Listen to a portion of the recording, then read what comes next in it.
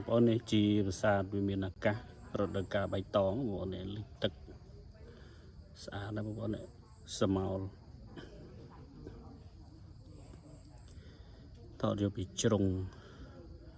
អេសានណាបងប្អូននេះបាទមានតោមានដំរីតែបាក់បែកអស់ខ្លះនៅតាមជ្រុងណាបងប្អូននេះស្អាតចំណាំងផ្លាតបងប្អូននេះទស្សនភាពជុំវិញ